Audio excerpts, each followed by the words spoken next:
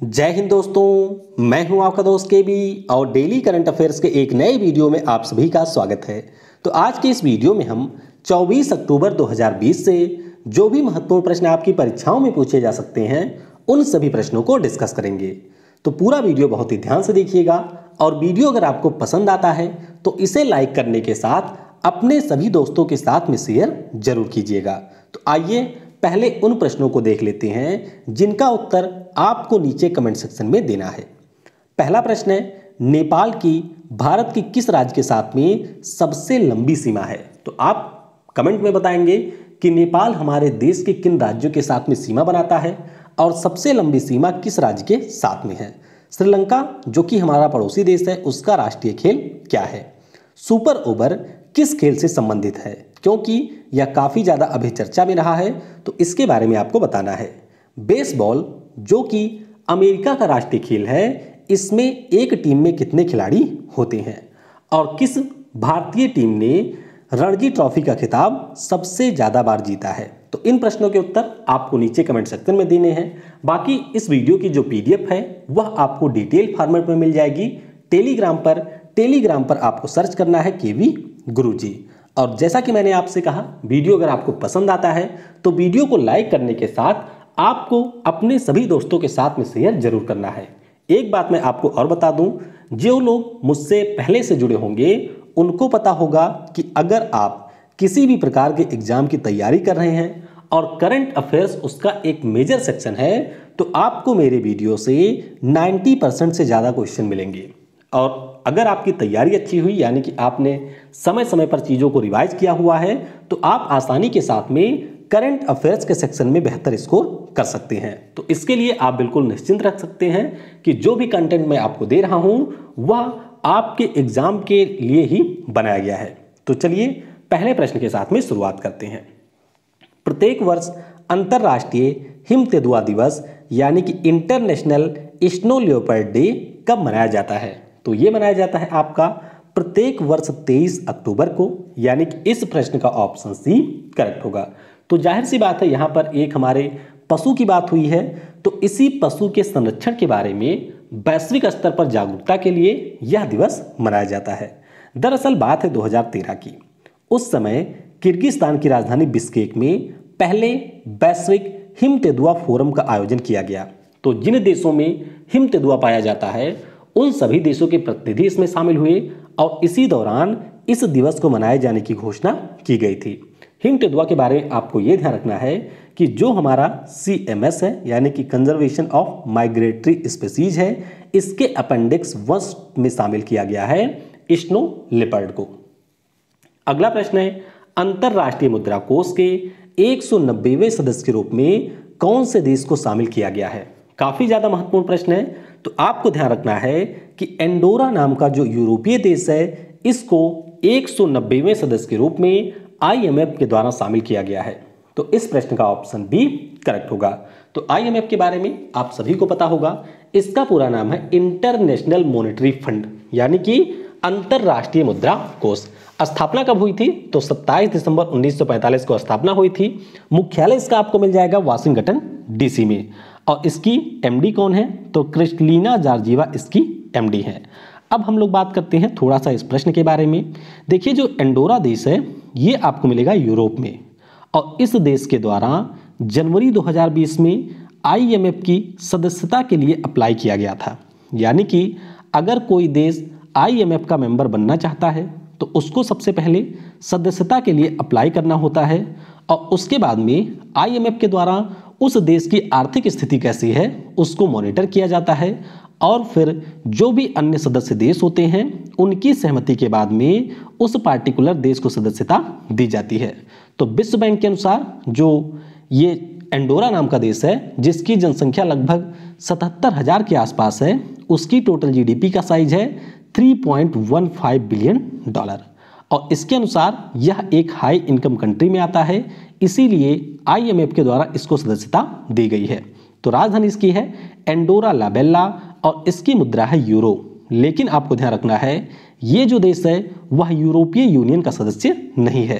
तो यहाँ पर आप देखेंगे ये स्पेन है, ऊपर आपको मिलेगा फ्रांस, और यहाँ पर इन दोनों देशों की बाउंड्री है, और इसी बाउंड्री पर आपको मिलेगा एंडोरा नाम का जो देश है। तो याद रखिएगा, काफ़ी ज़्यादा महत्वपूर्ण प्रश्न है। बाकी उत्तरी मैसिडोनिया के बारे में मैंने आपको बताया ही था कि ये नाटो का 30वां सदस्य बना है। मालदीव के बारे में आप ध्यान रखेंगे कि ये कॉमनवेल्थ ऑफ नेशंस का 54वां सदस्य देश बना है। और पिछले साल FATF का 39वें नंबर का सदस्य कौन बना था? तो वो आपका बना था सऊदी अरब।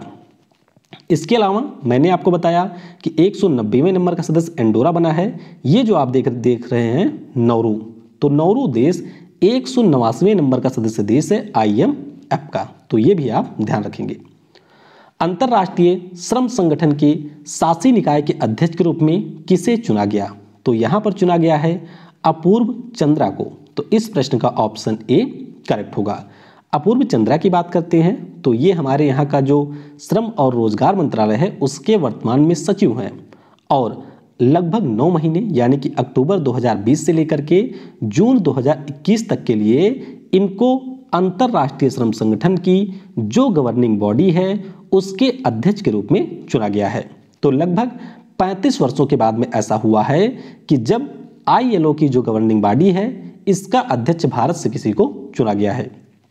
इसके अलावा आपको ये ध्यान रखना है कि अभी हमारा जो डिफेंस एक्विजिशन प्रोसीजर आया था 2020 के लिए, उसके मसौदा को जो तैयार करने वाली समिति थी उसके भी अध्यक्ष थे अपूर्व चंद्र। तो इसीलिए इनका नाम काफ़ी ज़्यादा महत्वपूर्ण है। अंतर्राष्ट्रीय श्रम संगठन की बात करते हैं तो स्थापना 1919 में हुई थी। मुख्यालय इसका है जिनेवा में, और इसके महानिदेशक हैं गे राइडर।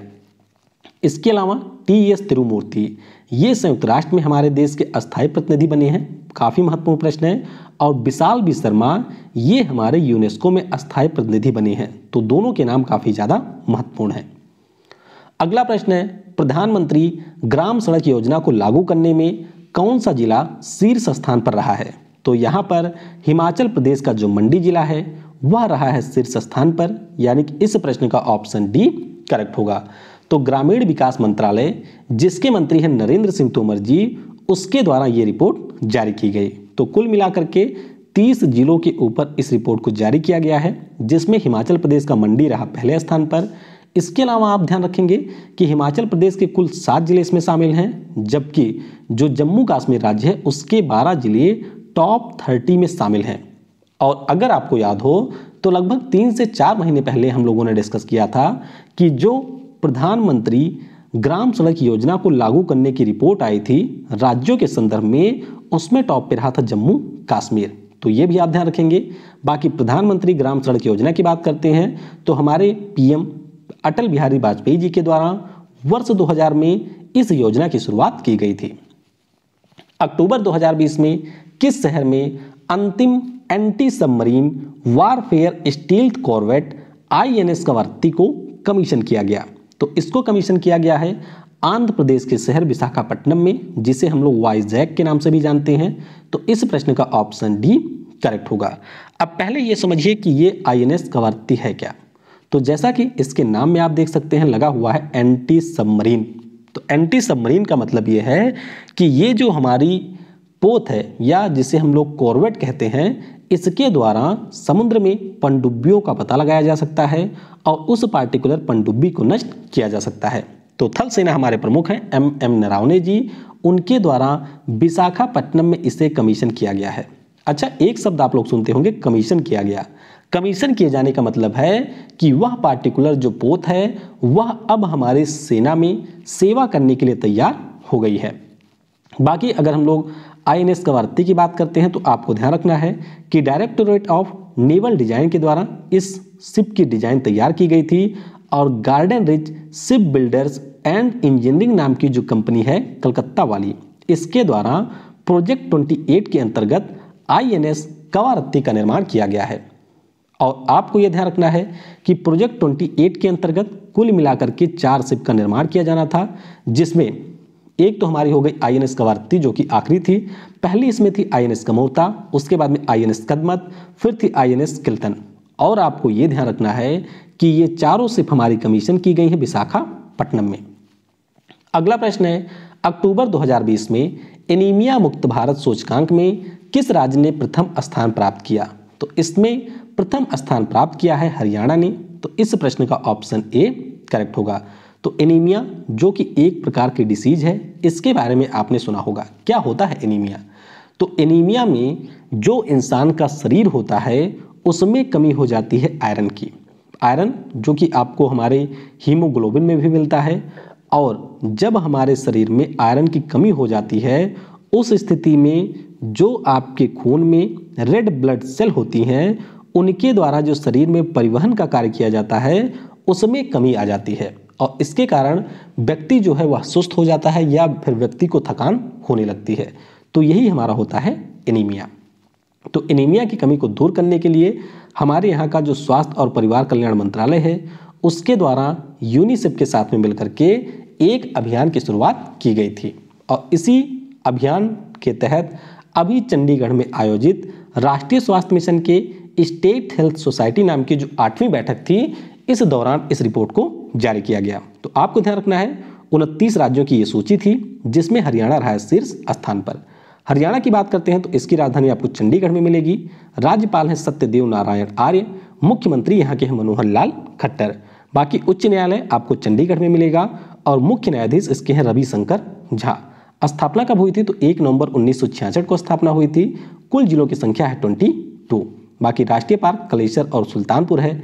पश्चिम बिहार सुल्तानपुर और भिंडवास है। मंदिर आपको एक मिलेगा जो कि काफ़ी ज़्यादा महत्वपूर्ण है, मार्केदेश्वर महादेव का मंदिर। अक्टूबर 2020 में किस राज्य की कैबिनेट ने भाग्यलक्ष्मी योजना को मंजूरी दी है?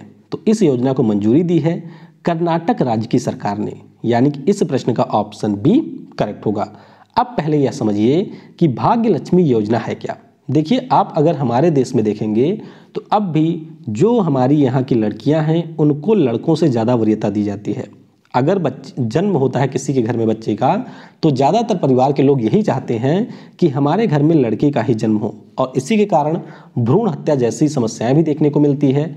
और इसीलिए कर्नाटक राज्य की जो सरकार है उनके द्वारा राज्य में सेक्स रेशियो में सुधार करने के लिए भाग्यलक्ष्मी योजना की शुरुआत की गई थी 2006 और 7 में। अब यह योजना अभी चर्चा में क्यों है? क्योंकि अभी तक इस योजना के अंतर्गत जो भी लाभ प्रोवाइड किया जा रहा था वह दे रही थी LIC, लेकिन अब जो हमारे यहाँ का इंडिया पोस्ट है उसके द्वारा अधिक इंटरेस्ट दिए जाने की घोषणा की गई, जिसके बाद में अब यहाँ पर भाग्यलक्ष्मी योजना को कर्नाटक राज्य की सरकार ने भारतीय डाक का जो योजना है जिसका नाम है सुकन्या समृद्धि अकाउंट योजना, इसके साथ में मिला दिया है। यानी कि अब जो भी पैसा जमा होगा उस पर जो भी इंटरेस्ट मिलेगा ये सारा दिया जाएगा भारतीय डाक के द्वारा। योजना क्या है? तो इस योजना के अंतर्गत जो भी हमारे BPL परिवार के लोग हैं, यानी कि बिलो पॉवर्टी लाइन के लोग हैं, उनकी घर की 2 बच्चियों को, यानी कि उनकी घर की 2 लड़कियों को यहाँ पर योजना की सुविधा मिलेगी। तो योजना के अंतर्गत क्या है कि आपको मासिक इंस्टॉलमेंट जमा करना है, और इस प्रकार से जब 19,300 रुपये कोई जमा करेगा तो उसको 1 लाख कुछ रुपए, और दूसरी बच्ची के लिए 18,350 रुपये जमा करने पर 1 लाख कुछ रुपए उसे मिलेंगे। तो ये है योजना, और इसमें इनरोल करने के लिए जो बच्ची है उसकी आयु 2 वर्ष से कम होनी चाहिए। तो ये आपको यहाँ पर ध्यान रखना है। बाकी कर्नाटक की बात करते हैं तो राजधानी बेंगलुरु में है। राज्यपाल हैं वाजूभाई वाला, मुख्यमंत्री यहाँ के हैं BS येदियुरप्पा। मुख्य न्यायाधीश कौन है? तो अभय श्रीनिवास ओका यहाँ के मुख्य न्यायाधीश हैं। उच्च न्यायालय यहाँ का मिलेगा आपको बेंगलुरु में। टाइगर रिजर्व की बात करते हैं तो डांडेली अंसी, भद्रा, बांदीपुर, बिलीगिरी रंगनाथ और नागरहोल यहाँ के टाइगर रिजर्व हैं। राष्ट्रीय पार्क है अंसी, बन्नेरघट्टा, बांदीपुर, नागरहोल और कुद्रेमुख। मंदिरों की बात करते हैं तो काफ़ी ज़्यादा मंदिर आपको मिलेंगे, जैसे कि मुरुदेश्वर का है, विरूपाक्ष है, श्रृंगेरी है, होयसालेश्वर है और है मूकांबिका। एलिफेंट रिजर्व की बात करते हैं तो डांडेली और मैसूर यहाँ के प्रसिद्ध एलिफेंट रिजर्व हैं। पश्चिम बिहार आपको ये सारे मिल जाएंगे। अक्टूबर 2020 में किस राज्य की सरकार ने स्मार्ट ब्लैक बोर्ड योजना की शुरुआत की है? तो इसकी शुरुआत की गई तमिलनाडु राज्य की सरकार के द्वारा, यानी कि इस प्रश्न का ऑप्शन सी करेक्ट होगा। आपको याद होगा कि कुछ समय पहले हम लोगों ने डिस्कस किया था कि जो केरल राज्य है उसके द्वारा अपने यहाँ का जो पूरा सार्वजनिक शिक्षा का क्षेत्र है, यानी कि पब्लिक एजुकेशन सेक्टर है, उसको पूरी तरीके से डिजिटलाइज किया गया था। तो कुछ इसी प्रकार की योजना है तमिलनाडु राज्य की सरकार की, यानी कि तमिलनाडु में जो भी हमारे सरकारी स्कूल हैं वहां पर आपको इस प्रकार का ब्लैक बोर्ड मिलेगा जो कि कंप्यूटर पर आधारित होगा, और जो भी हमारी वीडियो या ऑडियो सामग्रियां होंगी यानी कि जो भी कंटेंट होंगे वह सारे आपको डिजिटल बोर्ड के ऊपर देखने को मिलेंगे। तो ये है स्मार्ट ब्लैक बोर्ड योजना। बाकी अगर हम लोग तमिलनाडु की बात करते हैं तो अभी कुछ समय पहले अब तटीय गस्तीपोत जिसका नाम था विग्रह, उसका जलावतरण किया गया है। WEF यानी कि वर्ल्ड इकोनॉमिक फोरम के द्वारा भारत की पहली उन्नत विनिर्माण केंद्र की स्थापना यहाँ किए जाने की घोषणा की गई है। भारतीय बौद्धिक संपदा की जो रिपोर्ट आई थी उसमें महाराष्ट्र के बाद में दूसरे स्थान पर था तमिलनाडु। वीरलक्ष्मी ये हमारे देश की पहली महिला एम्बुलेंस ड्राइवर बनी है तमिलनाडु में। नई इलेक्ट्रॉनिक्स व हार्डवेयर विनिर्माण नीति की भी घोषणा की गई है तमिलनाडु राज्य की सरकार के द्वारा। बाकी तमिलनाडु की राजधानी आपको चेन्नई में मिल जाएगी। राज्यपाल है बनवारी लाल पुरोहित, मुख्यमंत्री हैं इडापड्डी के पलाना स्वामी। मुख्य न्यायाधीश कौन है? AP शाही हैं, और उच्च न्यायालय आपको मिल जाएगा चेन्नई में।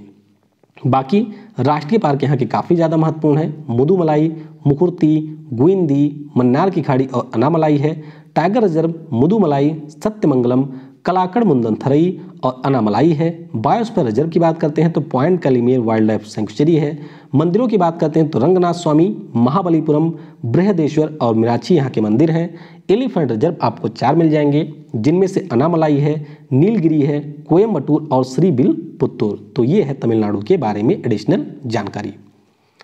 ब्यूटी प्रोडक्ट ब्रांड बेगा ने किस क्रिकेटर को अपना ब्रांड एम्बेसडर नियुक्त किया? तो यहाँ पर आप देख सकते हैं ये हैं भारतीय क्रिकेट टीम के खिलाड़ी और वर्तमान में IPL के मुंबई इंडियन टीम के कप्तान रोहित शर्मा। तो रोहित शर्मा को यहाँ पर जो बेगा नाम की ब्यूटी प्रोडक्ट ब्रांड है इसके द्वारा अपने ट्रिमर के लिए ब्रांड एम्बेसडर नियुक्त किया गया है। तो ध्यान रखेंगे रोहित शर्मा इसके लिए बने हैं। बाकी कल मैंने आपको बताया था कि लुइस हैमिल्टन को LG कंपनी ने सिग्नेचर ब्रांड के लिए ब्रांड एम्बेसडर बनाया है। पार्ले एग्रो ने प्रियंका चोपड़ा को बनाया है। बाकी ये सारे भी आपके नए ब्रांड एम्बेसडर हैं जिनके बारे में यहाँ पर आप देख सकते हैं। किस राज्य की सरकार ने अपनी तरह के पहले डैश डैश डैश अगर अंतर्राष्ट्रीय व्यापार केंद्र की आधारशिला रखी? तो इसकी आधारशिला रखी है असम राज्य की सरकार ने, यानी कि इस प्रश्न का ऑप्शन बी करेक्ट होगा। तो असम राज्य के CM है सर्बानंदा सोनोवाल जी।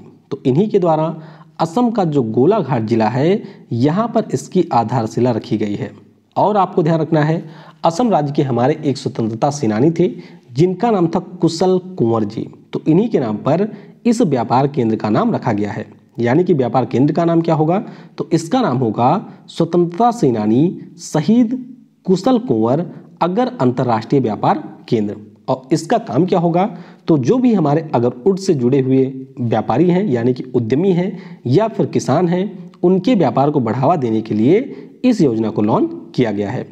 असम की बात करते हैं तो इसकी राजधानी जैसा कि मैंने आपको बता ही दिया दिसपुर में आपको मिल जाएगी। और CM यहाँ के सर्बानंदा सोनोवाल हैं। जगदीश मुखी यहाँ के हैं राज्यपाल। अगला प्रश्न है भारतीय चुनाव आयोग यानी कि इलेक्शन कमीशन ऑफ इंडिया ने चुनाव में खर्च से जुड़े मुद्दों की जांच के लिए कितने सदस्यीय समिति का गठन किया? तो इस समिति में कुल मिलाकर के 2 सदस्य होंगे, यानी कि इस प्रश्न का ऑप्शन A करेक्ट होगा। तो क्या मामला है ये? देखिए आपने देखा होगा कि जब भी हमारे यहाँ पर चुनाव होते हैं, चाहे लोकसभा का हो चाहे विधानसभा का हो, उस दौरान जो भी हमारे उम्मीदवार होते हैं उनके द्वारा एक बड़ी मात्रा में धन का प्रयोग किया जाता है। तो इसी प्रकार की जो भी शिकायतें हुई हैं चुनाव प्रचार के दौरान उम्मीदवार के धन को खर्च लेने से संबंधित, उसी की जांच के लिए यहाँ पर चुनाव आयोग ने एक समिति का गठन किया है। तो समिति में कुल मिलाकर के आपको 2 लोग मिलेंगे, एक तो है हरीश कुमार और दूसरे हैं उमेश सिन्हा, और इनको 150 दिनों के भीतर अपनी रिपोर्ट सौंपनी है। तो ये समिति बनाई है भारतीय चुनाव आयोग ने। चुनाव आयोग की बात करते हैं तो 25 जनवरी 1950 को स्थापना हुई थी। मुख्य चुनाव आयुक्त कौन है? तो सुनील अरोड़ा मुख्य आयुक्त हैं। इसके अलावा 2 अन्य आयुक्त भी होते हैं जिनमें से एक अभी हमारे नए बने हैं जिनका नाम है राजीव कुमार, जो कि हमारे पहले वित्त सचिव थे। तो इनके बारे में भी आप ध्यान रखेंगे। डॉक्टर नीना मल्होत्रा को किस देश में भारत की नई राजदूत के रूप में नियुक्त किया गया? तो आप ध्यान रखेंगे कि सैन मरीनो नाम का जो देश है वहां की नई राजदूत बन गई हैं डॉक्टर नीना मल्होत्रा। तो इस प्रश्न का ऑप्शन बी करेक्ट होगा। और अभी कुछ समय पहले ही मैंने आपको बताया था कि डॉक्टर नीना मल्होत्रा इटली देश में भारत के राजदूत हैं। तो इटली के भीतर ही आपको एक छोटा सा देश मिलेगा जिसका नाम है सैन मरीनो। राजधानी भी इसकी सैन मरीनो में है और मुद्रा यहाँ की है यूरो। और कल ही मैंने आपको बताया था सुशील कुमार सिंघल के बारे में, जो कि सोलोमन द्वीप में भारत के नए राजदूत बन गए हैं और सोलोमन द्वीप की राजधानी है होनियारा में। तो यहाँ पर आप देख सकते हैं सैन मरीनो देश की लोकेशन। ध्यान रखेंगे आप लोग कि इटली में आपको दो देश मिलेंगे। एक तो इसकी राजधानी रोम है, रोम के भीतर आपको मिलेगा जिसका नाम है वेटिकन सिटी। और अभी मैंने आपको बताया था कि जयदीप मजूमदार वेटिकन सिटी के नए राजदूत बन गए हैं, यानी कि वेटिकन सिटी में भारत के नए राजदूत बने हैं। और यहाँ पर आपको मिल जाएगा सैन मरीनो। इसके अलावा कुछ अन्य महत्वपूर्ण चीज़ें भी आइए जान लेते हैं। हमारे केंद्रीय मंत्री हैं हरदीप सिंह पुरी, जिनके पास में नागरिक और उड्डयन मंत्रालय है। इसके अलावा आवास और शहरी मामलों के भी ये मंत्री हैं। इनके द्वारा ई धरती जियो पोर्टल ऐप को भी लॉन्च किया गया है। मेघालय राज्य के सीएम है कोनराड संगमा साहब। तो इनके द्वारा मेघालय राज्य की जो राजधानी है वहां पर माइक्रो एटीएम को लॉन्च किया गया है, यानी कि ये छोटा सा एटीएम होगा जिसके माध्यम से आप पैसे निकाल सकते हैं। छत्तीसगढ़ राज्य की बात करते हैं तो यहाँ पर आपको एक जिला मिलेगा जिसका नाम है दुर्ग जिला। तो दुर्ग जिले में कोविड-19 के प्रति जागरूकता के लिए नन्ही दुर्गा नाम से एक मैस्कॉट को लॉन्च किया गया है। और हमारे शिक्षा मंत्री हैं रमेश पोखरियाल निशंक जी, जिन्होंने अभी एक किताब लिख दी है और किताब का नाम है मेरी प्रारंभिक कहानियाँ। तो इस किताब को इन्होंने लिखा है और इसके बारे में भी आपको ध्यान रखना है। बाकी ये रहा हमारा 24 अक्टूबर का करंट अफेयर्स। और आप में से कई सारे लोग बार बार कमेंट करते हैं स्टैटिक जीके को लेकर के या करंट अफेयर्स के बहुत सारे टॉपिक को लेकर के। तो मैं आपको बताना चाहूँगा कि जितना मुझे YouTube से मिलता है उसकी तुलना में मैं बहुत ज़्यादा एफर्ट करता हूँ कि मैं आपके लिए बेस्ट कंटेंट दे सकूँ। लेकिन जैसा कि मैंने आपको पहले भी बताया कि स्टैटिक जीके की जो मैंने 10 से 12 वीडियो बनाई उनके ऊपर आप लोगों का बेहतर रिस्पांस नहीं मिला। और एक एक वीडियो को बनाने में कम से कम 8 से 9 घंटे का टाइम लगता है, क्योंकि मेरी कोशिश रहती है कि मैं मैप के माध्यम से, डायग्राम के माध्यम से चीज़ों को बताऊं और इसीलिए उसमें लगता है काफ़ी ज़्यादा टाइम। तो आपका रिस्पांस सही ना होने के कारण मजबूरी में मुझे उस सीरीज को बंद करना पड़ा था। अदरवाइज आप वीडियो उठा करके देख सकते हैं उस पार्टिकुलर टॉपिक के जो भी वीडियो आपको यूट्यूब पे मिलेंगे उन सभी में सबसे बेस्ट वीडियो आपको वही लगेगी। लेकिन रिस्पांस आपका अच्छा नहीं रहा तो इसीलिए मुझे मजबूरी में सीरीज को बंद करना पड़ा। तो वीडियो को समय देने के लिए आप सभी को बहुत बहुत धन्यवाद। और कल आप सभी लोगों ने अपने बारे में लिखा था, तो मैं बस आपसे यही कहना चाहूँगा कि देखिए, अगर आप एक स्टूडेंट हैं और तैयारी कर रहे हैं तो फिलहाल आपको तैयारी को छोड़ करके किसी भी अन्य काम में नहीं लगना है, खास तौर से प्यार मोहब्बत में। क्योंकि ये जो तैयारी वाला समय होता है ये आपके जीवन का बहुत ही ज़्यादा महत्वपूर्ण समय है। और इसीलिए कोशिश आपकी ये होनी चाहिए कि डेली कम से कम 8 घंटे तो आपको अपनी पढ़ाई को ही देने हैं। और 8 घंटे देने का मतलब ये है कि उस 8 घंटे में आप सिर्फ पढ़ाई ही करेंगे। बाकी आप चाहे गांव में हो चाहे शहर में हो, सभी जगह अब इंटरनेट के कारण वही सुविधा मौजूद है। तो इसीलिए आपको किसी भी प्रकार का कोई बहाना ना बनाते हुए अपनी तैयारी को जारी रखना है।